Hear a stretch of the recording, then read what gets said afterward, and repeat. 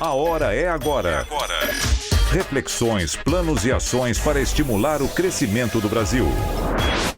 Com gestão nova. Agora são 9h17, quadro A Hora é Agora, entrevista ao vivo aqui no estúdio digital da Rádio Bandeirantes. Para você que acompanha o Jornal Gente também, pelo youtube.com/Rádio Bandeirantes Oficial com imagem, está aqui no nosso estúdio o Taiguara Elô, que é o presidente do CETCESP, o Sindicato das Empresas do Transporte de Carga aqui do estado de São Paulo. Taiguara, obrigado por comparecer aqui no nosso estúdio para conversar um pouco conosco sobre medidas para destravar a economia brasileira, para fazer o país voltar a crescer. Tudo bem? Bom dia. Tudo jóia, Pedro, Rafael, Thaís e Cláudio. É uma alegria estar aqui com vocês todos. Como eu estava explicando, a Bandeirantes está no coração, porque é de pai para filho. Meu pai que me influenciou a estar acompanhando a rádio. É uma satisfação também conversar com os ouvintes da rádio. É um prazer estar aqui nesse estúdio multimídia, não é verdade? Através da transmissão com o pessoal do YouTube e também poder falar um pouquinho sobre um Brasil melhor. É isso aí. Acho que esse é o Taiguara, olha eu aqui. Taiguara, ó. o Zé Paulo.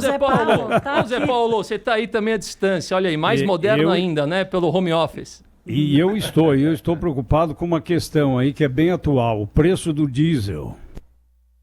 O preço do diesel, Zé Paulo, é realmente uma questão que trouxe muita confusão, né? E tumulto dentro do setor e do Brasil como um todo. A gente teve aquela fatídica paralisação dos motoristas autônomos em maio do ano passado, que causou um problema enorme para o Brasil e para as empresas também.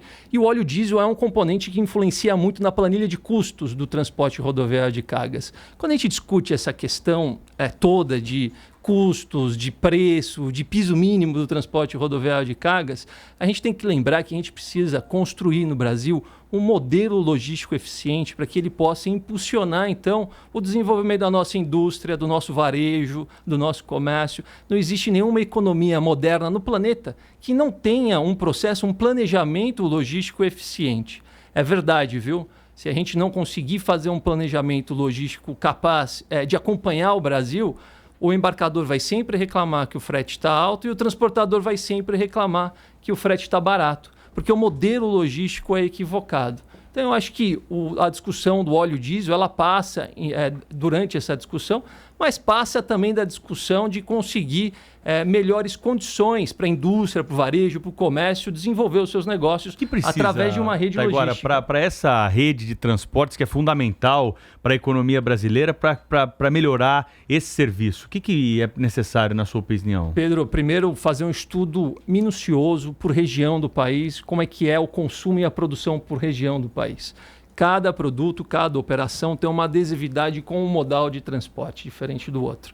Se pegarmos, por exemplo, o agronegócio ele precisa trabalhar com a multimodalidade para poder ser eficiente.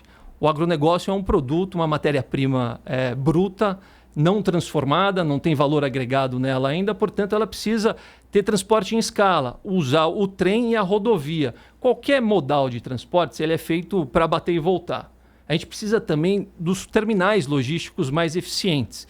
Então, o que acontece? O caminhão faz a primeira milha, coleta lá na fazenda, leva para o terminal logístico, embarca no trem, o trem leva para o porto. Chega no porto, nem o trem, nem o caminhão tem que ficar lá parado 1 semana, 2 semanas, 3 semanas para descarregar. Tem que chegar lá, descarregar no silo e o silo preparado para carregar o navio depois. E o trem e o caminhão bate e volta. É assim que a gente consegue buscar mais eficiência, utilizando cada um dos modais, dependendo do tipo do produto e da operação a ser realizada. Agora fala, Thaís. Deixa eu ir aqui. Olha, no ano passado, com a greve dos caminhoneiros, esse ano com a ameaça que tivemos, o grande debate foi sobre a oferta, que haveria excesso de oferta de transporte de carga no Brasil e que isso estaria levando, então, a esse problema de caixa, de como sobreviver de gestão das empresas de transporte, dos caminhoneiros, enfim, de todo o setor.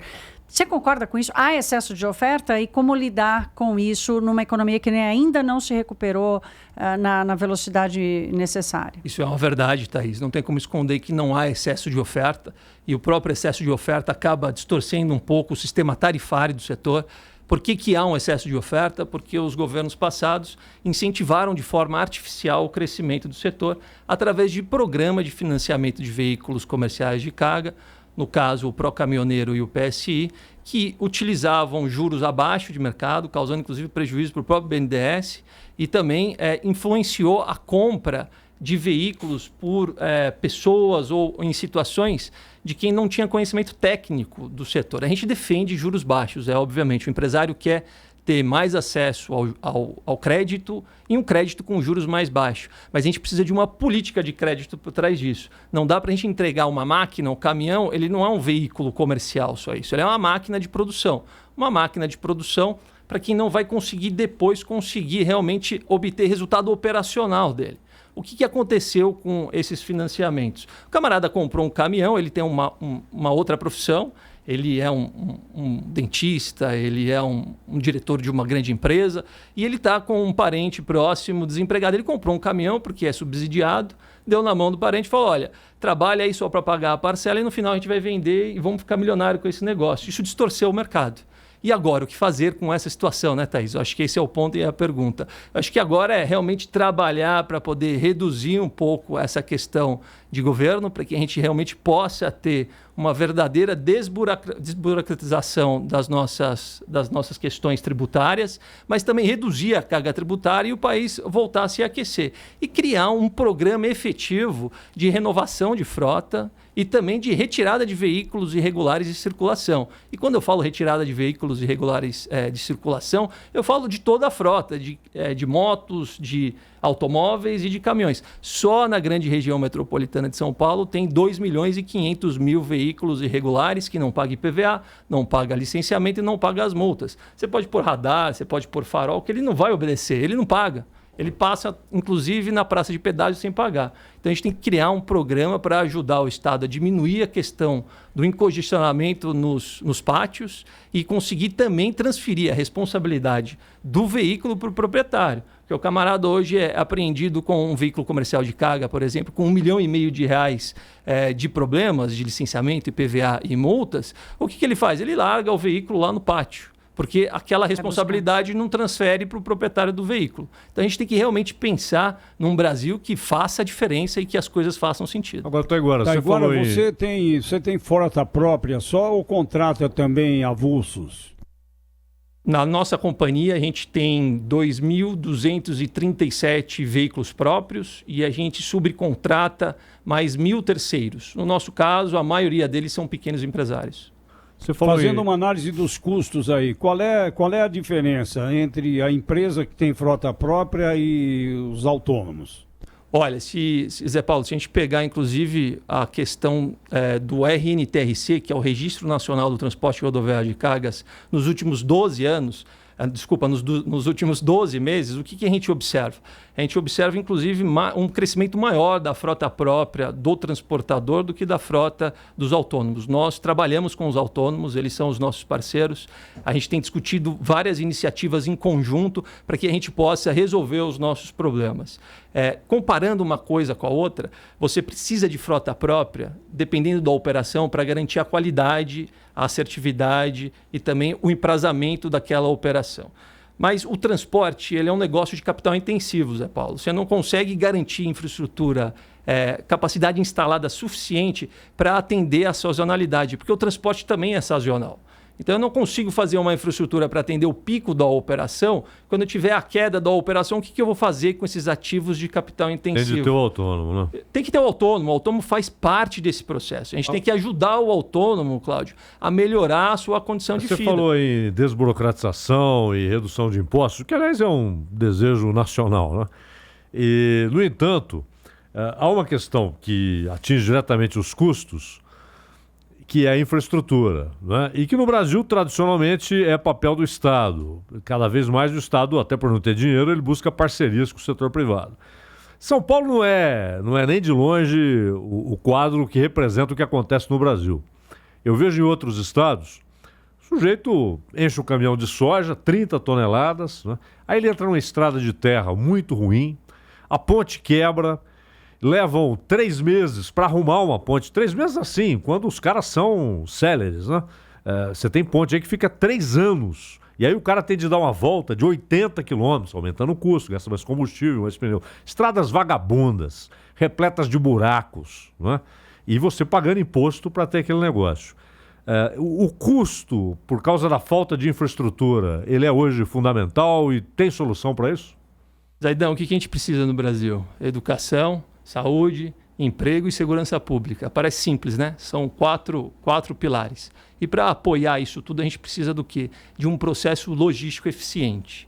E esse processo logístico, sem dúvida alguma, passa pela discussão da infraestrutura. A gente tem 2 tipos de rodovias no Brasil. As intransitáveis, que o pavimento é horroroso, e as inviáveis, porque é o caso do estado de São Paulo. Um caminhão que faz uma linha de São Paulo para Ribeirão Preto, por exemplo, ele devolve para a rodovia em valor de pedágio o valor do veículo em 3 anos. Exato. Então é complicado, entendeu? E as nossas rodovias são boas, mas também não são maravilhosas, viu? Elas são largas. A gente tem problema da cabeça das pontes, a gente tem buracos, a gente tem vários problemas que a gente precisa discutir, inclusive nas rodovias do estado de São Paulo. Que são os melhores de longe. São os melhores de longe. São os melhores de longe, mas não dá para chamar nossas rodovias do estado de São Paulo de autobahn. Imagina o resto. Não dá. Imagina o resto. Imagina o restante. O governo federal desligou os radares nas estradas federais sob a alegação de indústria da multa. Eu queria saber sua opinião sobre indústria de multa em estrada, se existe, e sobre o fim do exame toxicológico para caminhoneiro, se é bom ou ruim. Rafael, uma polêmica grande, né? Eu sou da seguinte linha de raciocínio. Morrem 110 mil pessoas nas estradas e ruas do Brasil todos os anos. Isso é uma chacina, isso é uma guerra que a gente fecha os olhos para ela. Para mim não existe indústria de multa. O que existe para mim é irregularidade no trânsito. E basta dar uma voltinha que você vai ver um monte. Vai ver um monte delas. Aliás, a gente faz uma campanha muito forte para poder melhorar isso em relação aos nossos motoristas das empresas, para respeitar o trânsito, respeitar as regras. Se você estiver dentro do limite de velocidade, você não vai ser multado. Tem uma pegadinha, um radar que está numa posição equivocado, traz para discussão em algum local que você conheça. No nosso caso, traz para o CETCESP, a gente conversa com a Secretaria de Transportes, a gente fala com o prefeito, se for o caso, para a gente poder melhorar aquilo. Segurança do trânsito é primordial, é número 1. A gente não pode querer reduzir as ferramentas de controle de segurança do trânsito. Pelo contrário, a gente tem que aumentar elas. Eu acho ainda que nós estamos sendo levianos. Já existe tecnologia suficiente para poder controlar motos, carros e caminhões e ônibus em tempo real. Né? Por telemetria e rastreamento, dá para você saber na hora se o camarada está claro. E o toxicológico? Fora. O exame toxicológico, ele é uma ferramenta também muito boa. As empresas já utilizam há muito tempo. Mas o que acontece? Né? Aquela velha história. O lobby dos grandes laboratórios, incluindo os norte-americanos no Brasil, conseguiram aprovar uma legislação que não tem efeito social nenhum. O que diz a lei? A empresa, quando contratar um motorista, ela tem que aplicar o exame toxicológico. E aí, com os problemas trabalhistas, o que ela faz? Ela recebe o exame toxicológico, deu positivo. Não sei nem se o motorista vai levar, se ele viu se deu positivo, mas vamos dizer que levou. Ela olha que está positivo e fala para o camarada, olha, deu excesso aqui, a gente já cumpriu a vaga. E guarda aquele exame toxicológico na gaveta.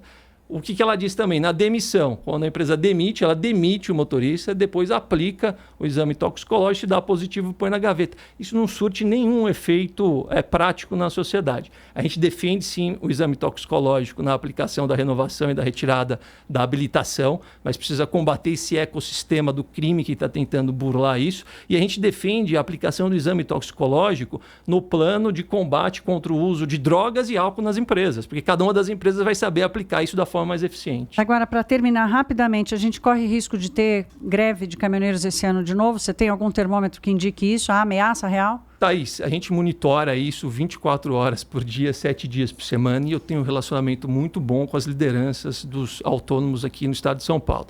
E não tem clima do lado deles, eles precisam trabalhar. O autônomo é um trabalhador, é um pequeno empresário que está passando muita dificuldade, às vezes até passando fome.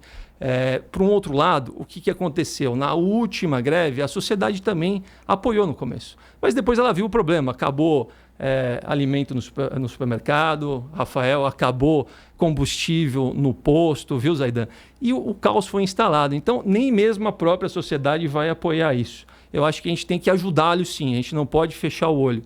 Não vejo o piso mínimo como a solução do mundo. Não existe um anjo da guarda. Não é o piso mínimo que vai resolver o problema. Mas a gente precisa criar uma planilha referencial de custos e aquele embarcador, aquele cliente que forçar o caminhoneiro autônomo, a empresa, a trabalhar, a operar abaixo desses custos, ele está, inclusive, influenciando o problema da segurança viária. porque você perde a capacidade de manutenção do veículo, de troca dos pneus, de alinhamento, de ajuste dos seus freios. Então, tarifa abaixo dos custos é problema de segurança viária.